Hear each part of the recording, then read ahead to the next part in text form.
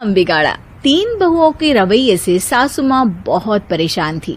दरअसल बात ये थी कि तीनों बहुओं में किसी बात को लेकर अनबन हो गई थी। तब से ही तीनों एक दूसरे से मुंह फुलाए रहती थी। ना कोई सीधे मुंह किसी से बात करती, ना किसी का कहना मानती। पड़ोसी भी इस बात को जानते थे और जाने कैसे कैसे बातें भी करते। इसीलिए सासू माँ ने तीनों बहुओं को तुरंत अपने कमरे में बुलाया। मैं कई दिनों से देख रही हूँ, तुम तीनों अलग अलग सारे काम कर रही हो। ये सब नहीं चलेगा, तीनों को मिलकर ही काम करना पड़ेगा। सास की बात सुनकर एकदम से बड़ी बहू बोल उठती है। नहीं मम्मी जी, मैं इन दोनों के साथ कुछ नहीं कर सकती। मैं इस घर की बड़ी बहू हूँ, फिर भी ये मेरा कहना बिल्कुल भी नहीं मानती। अरे जेठानी जी, जानबूझकर मुझे डबल काम करवाती है आप। और छोटी मुझसे टेढ़े मुंह ही बात करती है। इन दोनों के बीच हमेशा सैंडविच बन जाती है मेरी, और मैं हमेशा आलू की तरह बीच में मसली जाती हूँ। मम्मी जी, इन दोनों को लगता है कि मैं छोटी हूँ तो इनके पैरों तले दब जाऊंगी, लेकिन नहीं, मेरा भी उतना ही अधिकार है जितना इन दोनों का है। बड़ी आई दोनों मेरी चुगली करने के लिए, मुझे क्या कम समझ रखा है। तीनों बहू एक दूसरे से बहस करने लगती है और सास दोबारा ये देखकर टेंशन में आ जाती है और सबसे कहती है, चुप हो जाओ, अब से तुम तीनों सारे काम एक साथ करोगी। आंख बंद करके एक दूसरे की बात सुनोगी। तुम तीनों इस बात को गांठ बांध लो, वरना अगली छुट्टियों में तुम्हारा अपना मायके जाना कैंसिल। सास की बातें सुनकर डर के मारे तीनों हामी भर देती हैं। जी मम्मी जी, मैं समझ गई। हाँ मम्मी जी, जैसा आप कहें। आप जो कहेंगी मैं वही करूंगी। तीनों बहू सास की बात को गांठ बांध लेती है और वादा करती है कि अब से सारे काम वो तीनों एक साथ मिलकर ही करेंगी। ये सब देखकर सास खुश हो जाती है और वहां से चली जाती है। नीचे जाकर वो देखती है कि घर में शर्मा जी आए हुए होते हैं।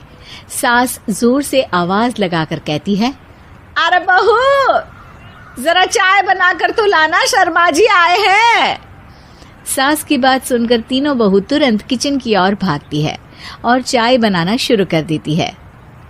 मुझे तो एकदम मसाले वाली कड़क चाय पसंद है, तो हम शर्मा जी के लिए मसाले वाली चाय ही बनाएंगे।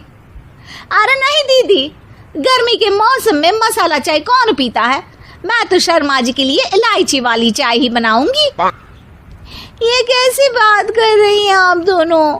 मेरी मम्मी ने सिखाया है कि मेहमान को ज्यादा दूध और शक्कर वाली चाय देनी चाहिए, वरना वो घर वालों को कंजूस समझते हैं। तो मैं तो शर्मा जी को ऐसी ही चाय दूंगी।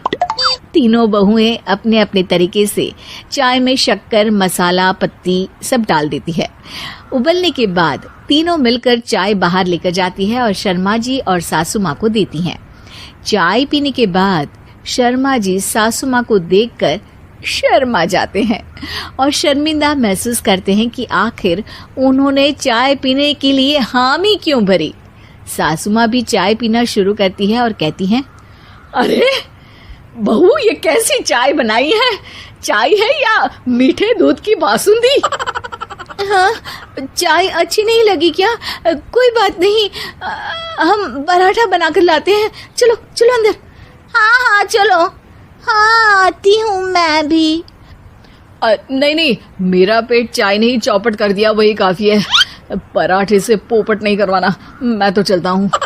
शर्मा जी चुपचाप पतली गली से निकल जाते हैं। अगले दिन सास बहुओं से कहती है, अरे बहू, जाओ जाके ऊपर के गेस्ट हाउस की सफाई कर दो।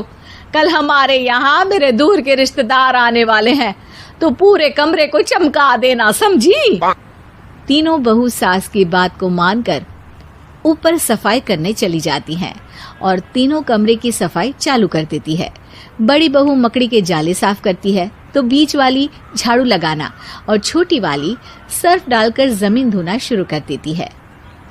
अरे दीदी, जेठानी जी, अभी मैंने पूरी फर्श धोई और आप फिर से धूल नीचे गिरा रही हैं। और मछली जेठानी जी, आप बिना झाड़ू की धूल